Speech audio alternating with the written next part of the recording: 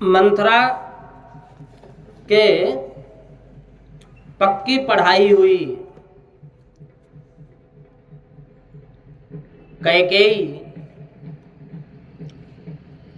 महाराज दशरथ का ही इंतजार कर रही थी। और जब महाराज दशरथ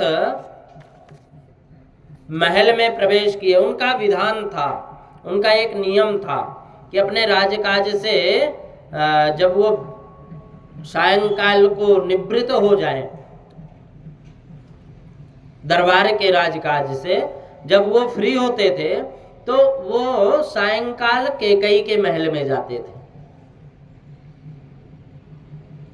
और नित्य का नियम था, रोज का नियम था, सायंकाल जाते तो महारानी भी वहां स्वागत करती। महाराज को आश्चर्य आज हुआ कि नित्य की तरह आज महारानी स्वागत नहीं की, आज द्वार पर नहीं खड़ी हुई। इधर उधर देखे, जब पता नहीं चला तो वहां कैकेयी के दासियों से महाराज पूछते हैं कि महारानी कहाँ है, दिखाई नहीं पड़ती। तो दासियों ने कहा कि हमको कुछ विशेष पता तो नहीं है।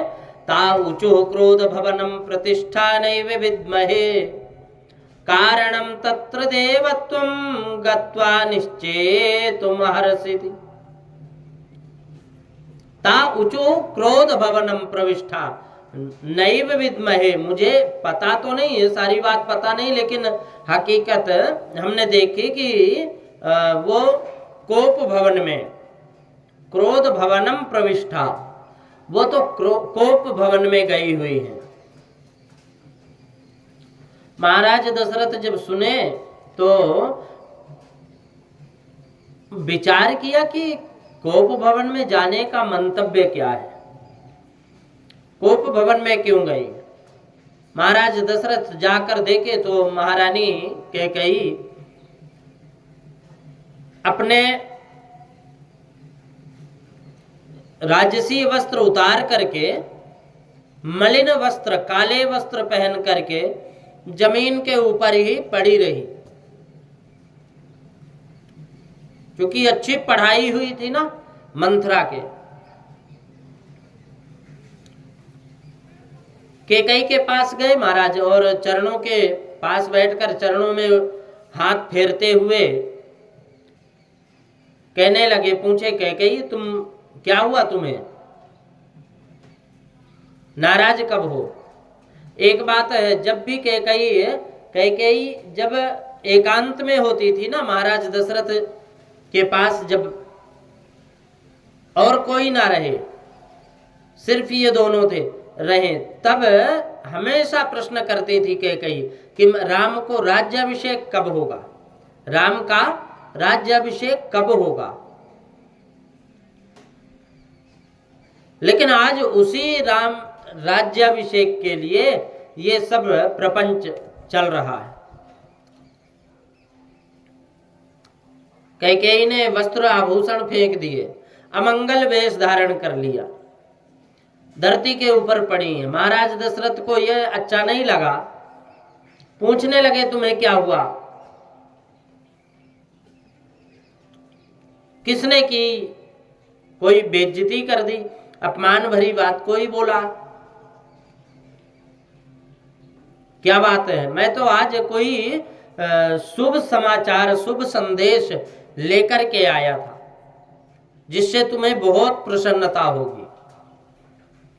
एक बात है, राजनीति में कुशल थे महाराज दशरथ, बहुत ज्ञानी थे और बुद्धिमान थे वो, और वो सिर्फ एक ही उनमें कारण था कि स्त्री चरित्र को वो समझ नहीं पाए, वो स्त्री के मोह में फंसे रहे, स्त्री के मोह में फंसे रहे, समझ नहीं पाए। राम का राज्याभिषेक होना है, ऐसा सुनने पर जब महाराज दशरथ ने कहा कि कल प्रातः राम का राज्याभिषेक होगा और तुम नाराज क्यों हो, ये मलिन वस्त्र क्यों पहने, तो जब ये सुने ना कैकेयी कि कल राम का राज्याभिषेक होने वाला, तो उसने महाराज को डांटते हुए कहा कि चुप रहो, मुझसे बोलना नहीं, जाओ यहां से। तो महाराज ने कहा हुआ क्या, आखिर बताओ तो सही।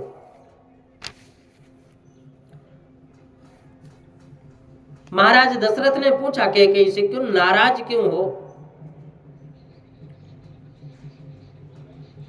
किसी ने अपमान किया क्या, क्या हुआ, कहो, मैं तुम्हारे अधीन हूं। ध्यान रखना, जब किसी स्त्री के अधीन पुरुष हो जाए ना, तो उसका फिर बिगड़ने में समय नहीं लगती, फिर देरी नहीं लगती कभी भी। राजकाज भी जाता है, परिवार की संपत्ति भी जाती है और इज्जत भी जाती है। इसलिए कभी भी इतना हाँ रखना चाहिए, पारिवारिक प्रेम तो रखना चाहिए, लेकिन इतना भी वशीभूत मत हो जाओ, मोह में फंसो मत कि फिर महाराज दशरथ जैसे तड़पना पड़े।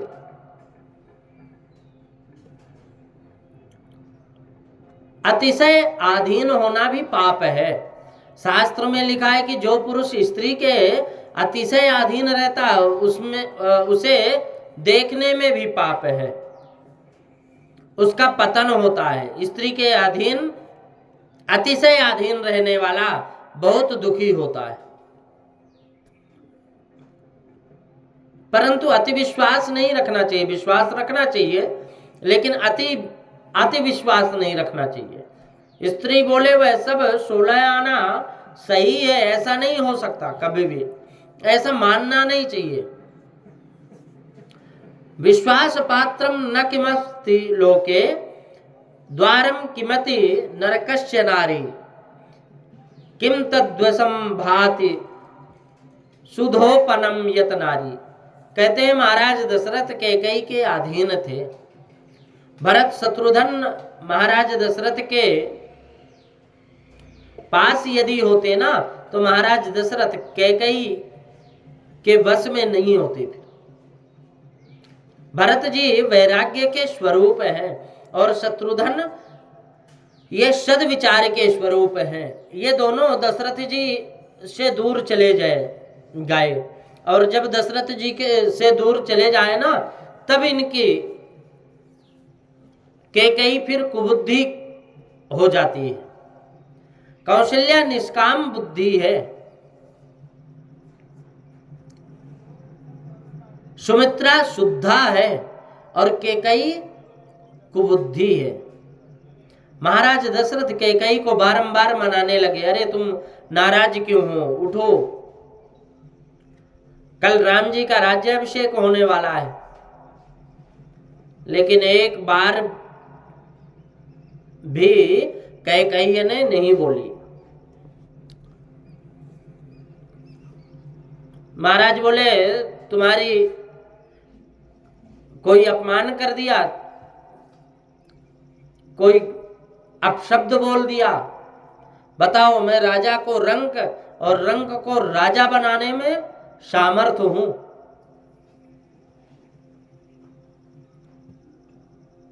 मैं तुमसे आनंद की वार्ता करने आया था, एक बार तुम मेरी ओर देखो तो सही। महाराज दशरथ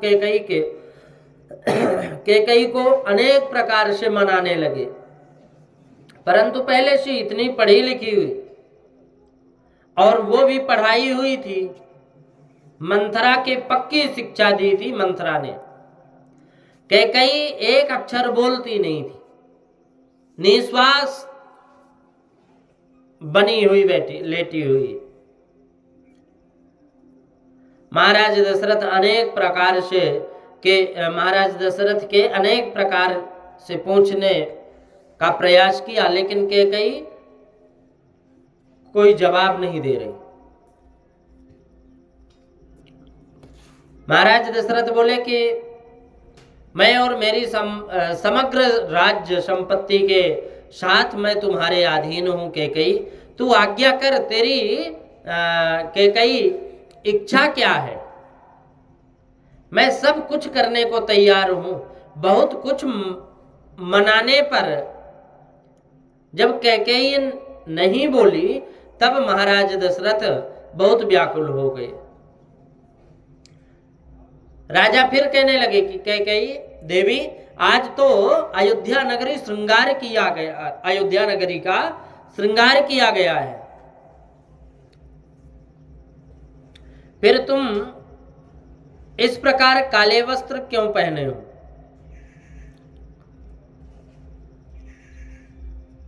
अपने राम का कल राज्याभिषेक होना है,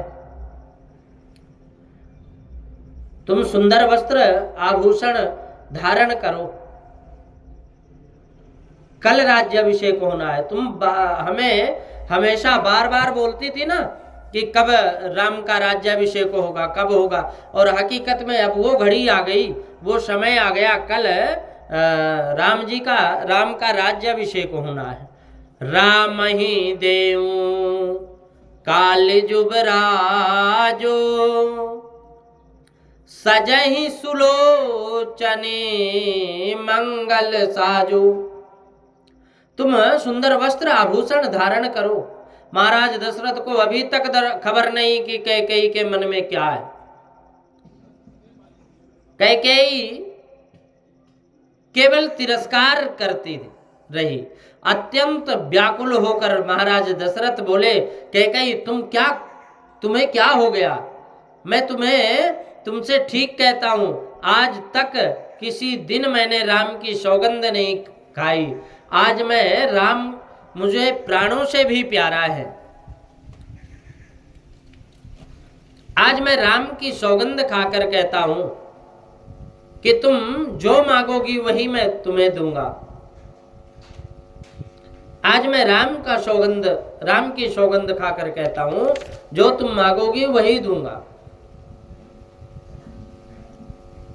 महाराज दशरथ ने जो राम की सौगंध खा ली, तब कैकेयी ने जीभ चाटी। अब ये मेरे हाथ में आए, अब बंधन में आए, अब ये ना रही, ना कभी कह ही नहीं सकते, ना कभी नहीं कह सकते।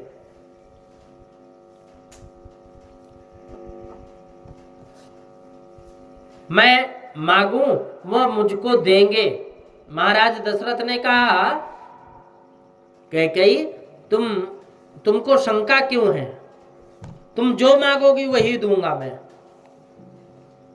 कैकेयी ने कहा, मुझको शंका होती है कि मैं मांगूं और आप कहीं मना ना कर दो। राजा ने कहा, मैं रघुवंश का मैं बालक हूं। एक बार जो भी बात बोल दी तो वो पक्की है, लोहे की लकीर है। रघुकुल रेत सदा चली आई, प्राण जाऊं पर वचन न जाई। मेरे प्राण चले जाएंगे, परंतु मैंने तुमको जो वचन दिया है वो वचन सत्य होगा, कभी मेरा वचन मिथ्या नहीं होगा। महाराज दशरथ भोले थे, उन्होंने स्त्री में अतिशय प्रेम था उनका, और वह जानते नहीं थे कि कैकेयी क्या मांगेगी। उन्होंने कहा कि कैकेयी तुम मांगोगी वही मैं तुमको दूंगा। और आज मैंने राम की सौगंध खा ली। तो कैकेयी ने कहा कि तुम्हारा मुझे कुछ चाहिए नहीं, परंतु मुझे 2 वरदान चाहिए। मैंने तुम्हारे पास थाती के रूप में 2 वरदान रखे थे, आज मुझे वो वरदान चाहिए। राजा बोले, 2 वरदान क्या मांगती हो? तुम तो 4 वरदान मांग लो। सारा समस्त राज्य की संपत्ति और मैं तुम्हारे अधीन हूं। वरदान लेने के लिए तूने यह हट किया कैकेयी, यह योग्य नहीं है। तुम जो वरदान मांगोगी मैं वही वरदान दूंगा। राज्याभिषेक की तैयारी हुई,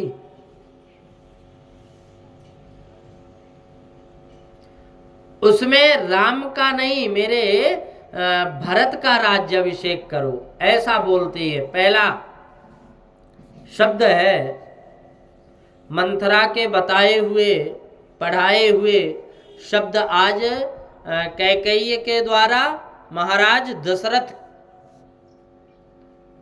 ने श्रवण किया। बोले मुझे कुछ नहीं चाहिए, बस एक ही चाहिए कि जो तैयारी राज्याभिषेक चल रही है वो ठीक तरह से चलते हुए, और राम का नहीं, राम के बदले भरत का राज्याभिषेक होना चाहिए। महाराज दशरथ कहते हैं कि मुझे पता है राम कभी खुश नहीं हो रहे थे, वो अकेले एक का ही अभिषेक में। राम अपने अभिषेक से खुश नहीं थे, वो तो खुश कब होते जब भाइयों का भी अभिषेक हो, और राम जी तो कह ही रहे थे। लेकिन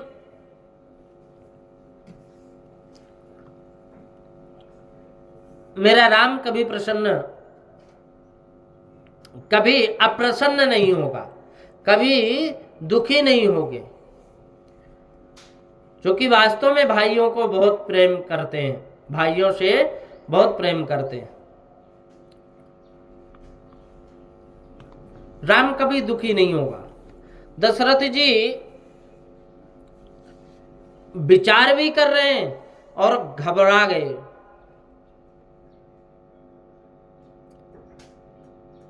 फिर मन में विचार किया कि भरत राजा हो अथवा राम राजा हो, कोई इसमें मेरा राम तो हमेशा राजी ही होगा, मेरे राम को तनिक भी बुरा नहीं लगेगा। इनका तो छोटे भाइयों के प्रति अतिशय प्रेम था। वह ऐसा कहता था कि चारों भाइयों का सिंहासन पर बैठा करके राज्याभिषेक हो। कोई बात नहीं, दूसरा वरदान मांगो। कैकेयी ने कहा कि राजा का तिरस्कार करते हुए कैकेयी ने कहा कि तुम सावधान तो हो, पहले बता देना कि सावधान हो कि नहीं, ठीक ठीक मेरी बात को सुनना। महाराज दशरथ ने कहा कि आज तुम इस प्रकार क्यों बोलती हो। कैकेयी बोली तुमको शंका है, मुझे शंका है। दशरथ महाराज ने कहा कि आज तुम इस प्रकार मुझे बांध क्यों रही हो। तब कैकेयी ने कहा कि मुझे शंका है, जो मैं मांगने जाने वाली हूँ ना, जो मैं मांगना चाहती हूँ उसको कहीं आप मना ना कर दें। आज तुम इस प्रकार की भाषा क्यों बोलती हो। अनेक प्रकार से महाराज दशरथ बोल रहे थे। महाराज दशरथ ने कहा कि तुम तनिक भी शंका मत करना, मैं तुम्हें सब कुछ दे दूंगा, तुम मांगो तो सही। कैकेयी ने कहा कि नव पंच चवर्षाणि दंडकारण्यमाश्रिता चिराजिन धरो धीरो रामो भवतु तापसः। मेरी इच्छा है कि आने वाले कल सवेरे राम वलकल वस्त्र पहनकर ये साधु का वेश धारण करके राम वन के लिए जाए, वैराग्यता धारण करके राम वन के लिए जाए। यह दूसरा मेरा वरदान है, मैं मांगती हूँ। अब जैसे ही दूसरा वरदान मांगा कि दशरथ महाराज बहुत ज्यादा व्याकुल हो गए, बहुत ज्यादा व्याकुल हो गए, चेहरा एकदम फीका पड़ गया, निस्तेज हो गए। अब महाराज बोले मैं क्या सुन रहा हूं।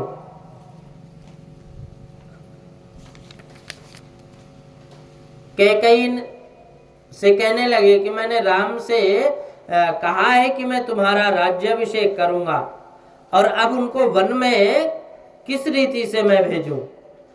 कैकेयी यह दूसरा वरदान तुम छोड़ दो। मैं राम, मेरे राम ने तुम्हारा क्या बिगाड़ा है? भरत को राज्य देने को तैयार हूं, तुम राम को घर में रहने दो। कैकेयी बोली कि मैं तुमसे सत्य कहता हूँ। राम वो दशरथ जी महाराज बोले कैकेयी को कि मैं सत्य कहता हूँ कि जीवन मोर राम बिनु नाही, जीवन मोर राम बिनु नाही, बिना राम के मेरा जीवन नहीं है। राम मुझको प्राणों से प्यारे हैं और प्राणों से अधिक प्यारे हैं। राम बहुत भोले हैं। राम ने तुम्हारा क्या बिगाड़ा है? तुम रोज राम की प्रशंसा करती हो, आज तुमको क्या हुआ? कौशल्या का स्वभाव बहुत सरल था। राम की माँ कौशल्या ने मुझसे कुछ कहा नहीं। कौशल्या का स्वभाव बहुत सरल है, तुम्हारे लिए उनके हृदय में प्रेम है। कैकेयी ने कहा कि अब तुम बहुत बोलो मत। पति बाहर कितना भी बलशाली क्यों ना हो, चाहे वो वैभवशाली हो, चाहे वो ताकतवर हो, लोग खूब सम्मान करेंगे उसका, लेकिन घर में आने के बाद वो बिल्ली जैसे हो जाता। कब? जब वो स्त्री प्रेम में अतिशय प्रेम हो जाता, जब स्त्री में।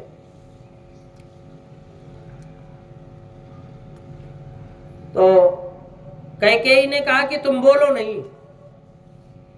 राम साधु तुम साधु सयाने, राम मातो भले सब पहचाने। राम कैसा भोला है, कौशल्या कैसी भोली है, और तुम कैसे सज्जन हो, सयाने हो, यह सब मैं अच्छी तरह जानती हूँ। मुझको मंथरा ने सब बता दिया है। राजा दशरथ ने के प्रेम का और कैकेयी के निष्ठुरता का वर्णन हो सके ऐसा संभव नहीं है। कैकेयी ने अति निष्ठुर होकर महाराज दशरथ का तिरस्कार करते हुए कहा कि अब अबला की तरह क्यों रोते हो, शर्म नहीं आती? तुमने कहा है कि मैं रघुकुल का बालक हूं, रघुकुल रीत सदा चले आई, प्राण जाई पर वचन न जाई। अब क्या है? अब किस मुख से कहा था ये?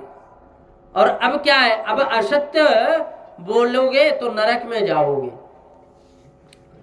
असत्य बोलोगे तो नरक में जाओगे। कैकेयी ने कहा कि तुम अगर वचन को नहीं माने तो तुम नरक में जाओगे।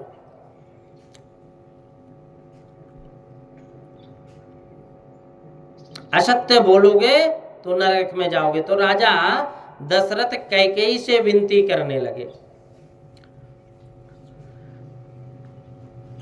जो व्यक्ति देवासुर संग्राम में देवताओं के साथ लग करके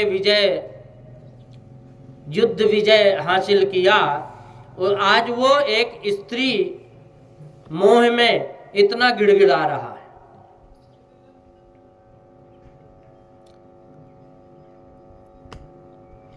राजा दशरथ कैकेयी से विनती करने लगे, कैकेयी किसी भी दिन तू इस तरह नहीं बोलती, परंतु आज क्यों इस तरह बोल रही है? मैं तुझे ठीक तरह अच्छी नहीं बोलती थी। राजा दशरथ कैकेयी से विनती करने लगे, बोले कि कैकेयी किसी भी दिन तू इस तरह नहीं बोलती थी, ठीक आज क्यों बोलती है इस तरह?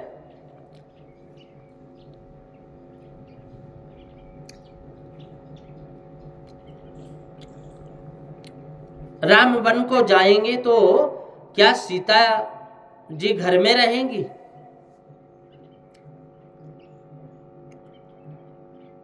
मैं तुझे ठीक तरह कह रहा हूं, महाराज दशरथ समझा रहे हैं। राम यदि वन में जाएंगे तो जनक को किस प्रकार मैं मुंह दिखाऊंगा? कैकेयी लक्ष्मण भी फिर क्या घर में रहेंगे? यह वरदान तू वापस ले ले। मेरे राम को राज्य का तनिक भी लोभ नहीं है। तूने मुझसे कहा था कि राम को गद्दी पर क्यों नहीं बैठाते। एक बार नहीं, अनेक बार तुमने मुझसे कहा था। इसलिए तो मैंने राम का राज्याभिषेक की तैयारी की। यह मेरी भूल हुई कैकेयी, मेरी भूल हुई तो तू उसे क्षमा कर, अगर कोई भी भूल हुई हो। कैकेयी राम को खबर पड़ेगी तो तुरंत वन में चला जाएगा। बहुत सरल है राम, वह प्रसन्नता से वन में चला जाएगा। राम यह जानने के लिए कोई नाटक तो नहीं कर रही। तू मेरे एक कोई परिहास तो नहीं कर रही मेरे से। राम वन में चले जाएंगे तो मेरे प्राण भी उनके पीछे पीछे चले जाएंगे। कैकेयी को महाराज दशरथ अनेक रीति से समझाने का प्रयास कर रहे हैं, लेकिन वो पक्की मंथरा की पढ़ी हुई थी। आदमी सब जगह एक बार चूक जाता है, लेकिन एक नहीं चूकता, चुगल चुगली चलाने से कभी नहीं चूकता। वो इतना पढ़ा दी मंथरा कि कैकेयी के फिट बिल्कुल दिमाग में बैठी हुई है।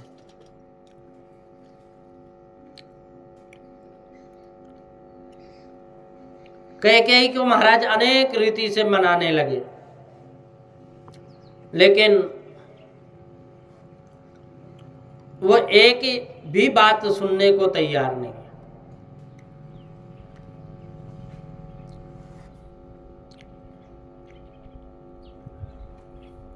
देखो, उल्टे अधिक क्रोध से कहने लगी कि मैं तुम्हारे इस कपट में नहीं आने वाली। आज तक तुमने मुझे बहुत धोखा दिया। मुझे मंथरा ने आज सब कुछ सुना दिया और सही बात बता दी, मेरी आंख खोल दी। कल राम वन में ना जा गए तो मेरा मरण निश्चित है। देखो, इतनी बात बोल दी महाराज दशरथ से। कैकेयी ने कहा कि अगर राम कल वनवास नहीं गए तो मेरा मरण निश्चित है।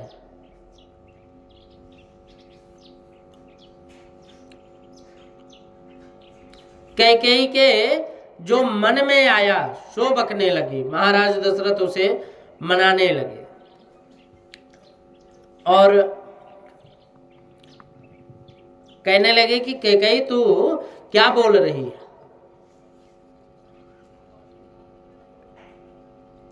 महाराज दशरथ उसे मनाते हुए कहने लगे कि कैकेयी तू क्या बोल रही है? मैं भारत को राज्य देने को तैयार हूं। कैकेयी, मैं राम को लेकर अयोध्या से बाहर वशिष्ठ जी के आश्रम में रह जाऊंगा, यहां नहीं जाऊंगा, यहां पे नहीं आऊंगा। परंतु मेरे राम को तू मेरी आंखों से दूर मत कर। तू भरत के लिए राज्य की मांग करती है, परंतु राज्य वास्तव में भरत ही संभालेगा।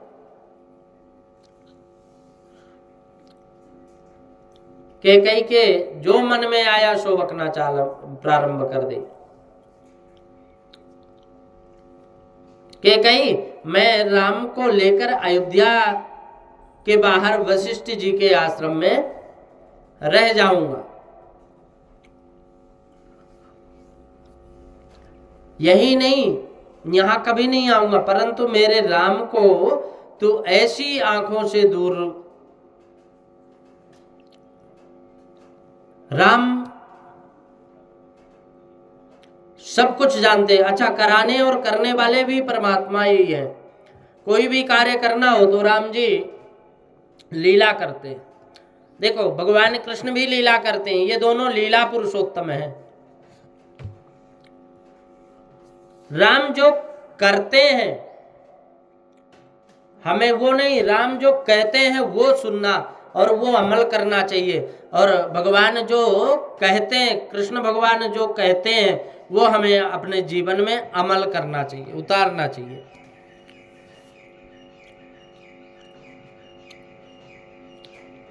महाराज दशरथ कहते हैं कि कैकेयी मैं राम को लेकर के वन में चला जाऊंगा या गुरुदेव के आश्रम में रहूंगा, मैं तुम्हारे इस महल में नहीं आऊंगा कभी भी, लेकिन मुझे राम से दूर मत करना।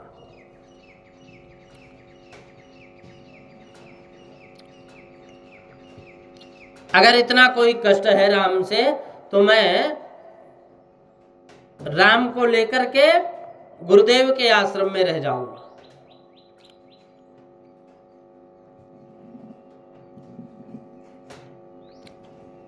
अनेक प्रकार से समझाते हुए,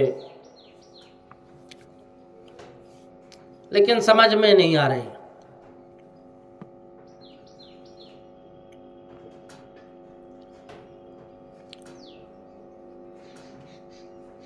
तू भरत के लिए राज्य की मांग करती है, परंतु मुझे ऐसा लगता है देवी कि भरत भी राज्य संभालेगा नहीं, गद्दी पर बैठेगा नहीं, वह मना कर देगा। 14 वर्ष पीछे सीताराम जी सुवर्ण सिंहासन पर विराजेंगे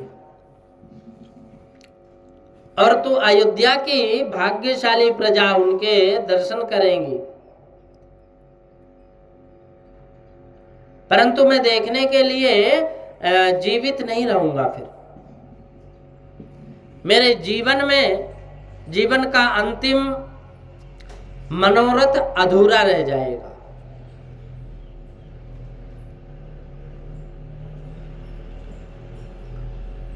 मेरा जो संकल्प है वो अधूरा रह जाएगा।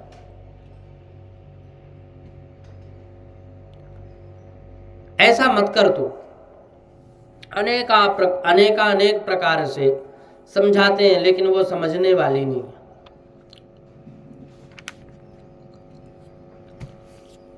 राजा ने कैकेयी को अनेक रीति से समझाने का प्रयत्न किया। एक बार एक दुराग्रह के राजा कैकेयी को समझाए। जब राजा महाराज कैकेयी को खूब समझाते हैं, लेकिन नहीं समझती वो। एक बार दुराग्रह करे तो पीछे राक्षसी जैसी हो जाती है। जो कैकेयी माने, स्त्री एक बार दुराग्रह करे तो पीछे राक्षसी जैसे हो जाती है। जो कैकेयी को प्यारी लगती थी, ऐसी अनेक ब्राह्मणों की पत्नियां आकर कैकेयी को समझाने लगी कि तुम क्या करती हो, परंतु कैकेयी किसी की नहीं सुन रही। महाराज दशरथ बहुत घबराए, हताश हो गए।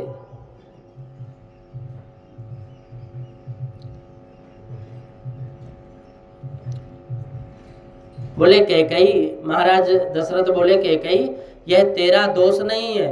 मुझको लगता है कि मेरा काल मेरे शरीर में आकर के बैठ गया। लाग्यो मोहि पिशाच जिम कालु कहावत मोर। मेरा काल मेरे सिर पर आकर के बैठ गया। कैकेयी, अब तू एक अक्षर भी बोलना नहीं, तू अपना मुंह मुझको दिखाना नहीं, मुझको जो अच्छा लगे, तुझको जो अच्छा लगे वह कर। लेकिन महाराज अब सूर्य नारायण को मनाने लगे, सूर्य नारायण तुम आज उदय ना होना, तेरे राम को यह खबर पड़ेगी तो राम घर में नहीं रहेगा, वो सीधे वन में जाएगा। इसलिए सूर्य नारायण से कहते हैं कि उदय मत होना, आज पूरी रात प्रार्थना में ही लगे रहे कि ये रात ना हो, पूरी ना हो रात। भले ही असत्य बोलने का पाप मेरे सिर पर लग जाए। दशरथ जी महाराज कहते हैं कि भले मैं नरक में जाऊं, परंतु मेरा राम मेरी आंखों से दूर ना हो। हे शंकर भगवान, मेरे राम को ऐसी बुद्धि दो कि मेरा राम मुझे छोड़ करके वन में ना जाए। महाराज दशरथ पलंग पर पड़े पड़े शंकर भगवान को मनाते थे। महाराज बहुत व्याकुल थे, समस्त रात्रि नींद नहीं आई, पूरी रात वो बस भगवान को ही मनाते रहे। कभी किसी को कष्ट होता है ना, तो वो हमेशा भगवान, फिर उसको नींद नहीं आती, उसको भूख नहीं लगती, वो हमेशा भगवान को ही मनाता रहता है। हे भगवान ऐसा हो जाए, ये हो जाए, मेरा कार्य पूर्ण सफल हो जाए, पूर्ण हो जाए। महाराज दशरथ पलंग पर बैठे पड़े पड़े भगवान को ही मनाते रहे।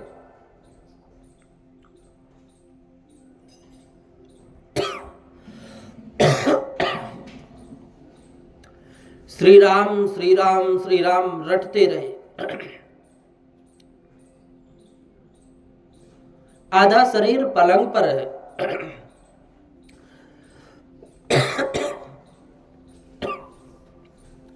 और आधा शरीर पृथ्वी के ऊपर लटका हुआ। मन में व्याकुलता भरी हुई है।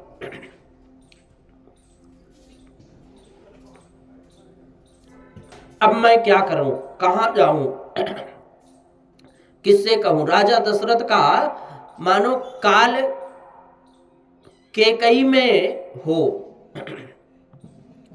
कैकई में बैठा हो,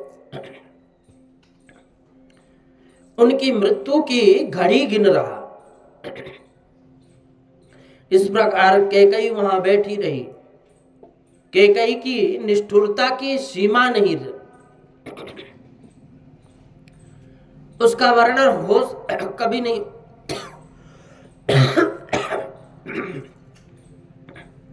कभी नहीं हो सकता। अयोध्या की प्रजा राम दर्शन के लिए आतुर थी। आतुरता भी इतनी तीव्र थी कि सबको ऐसा लग रहा था कि कब आज की रात्रि पूरी हो और कल राम जी का राज्याभिषेक हो। श्री सीताराम जी का कल हाथी के ऊपर विराजेंगे ना, और हम सब दर्शन करेंगे। लोगों को रात्रि में निद्रा भी नहीं आई। देखो, अयोध्या की प्रजा रात भर मनाती रही कि कब रात्रि पूर्ण हो और कब राजा हमारे राम जी सिंहासन पर विराजे।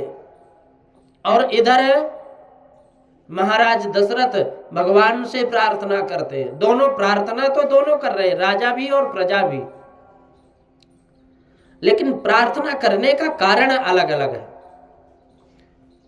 महाराज आज ये प्रार्थना कर रहे हैं कि ये रात्रि सुबह ना हो, सूर्य उदय ना हो। और अयोध्या की प्रजा प्रार्थना कर रही कि कब जल्दी रात्रि पूर्ण हो और सूर्य कितना जल्दी उदय हो कि हम अपने राजा को, राम को राजा के रूप में देखें। प्रातः काल हुआ, राजमहल के आंगन में लोगों की बहुत भीड़ हो गई। लोग स्नान करके सुंदर वस्त्र आभूषण धारण करके आए हुए थे। सभी अत्यंत उत्साह सबके अंदर भरा हुआ था। प्रातः काल हुआ, राजमहल में खूब भीड़ लग गई। राम जी का राज्याभिषेक होने वाला था। नित्य तो महाराज दशरथ प्रातः 4 बजे उठते थे। महाराज का यह नियम था कि वो ब्रह्म मुहूर्त में उठ जाते थे। किसी भी दिन पलंग पर लेटे नहीं। ब्रह्म मुहूर्त में प्रातः 4 बजे ब्रह्म मुहूर्त का आरंभ होता है और ब्रह्म मुहूर्त की निद्रा पुण्य का विनाश करने वाली होती है। रात्रि के 4 बजे के बाद कभी सोना नहीं चाहिए। कितनी तो ऐसा समझते हैं कि सुबह की निद्रा बहुत अच्छी होती है। सुबह 4 बजे सजा मिलती है। सुबह 4 बजे के बाद निद्रा नहीं होती, तंद्रा होती है। भक्ति में पूरा आनंद सुबह 4 साढ़े 4 बजे तक होता है।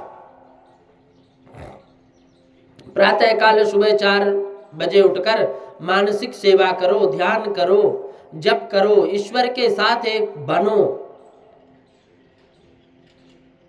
4 वर्ष पर्यंत नियम पूर्वक इसके अनुसार करोगे तो अनुभव प्राप्त होगा।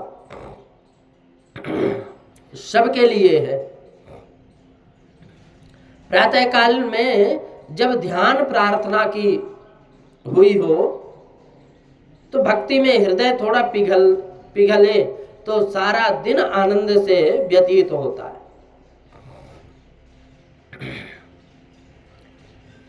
परमात्मा का ध्यान करने से पाप का निवारण होता है।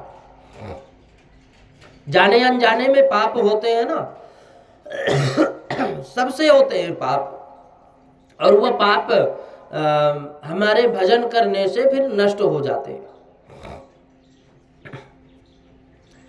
महाराज दशरथ चक्रवर्ती सार्वभौम राजा थे। वो, इनका नियम सवेरे 4 बजे उठने का था।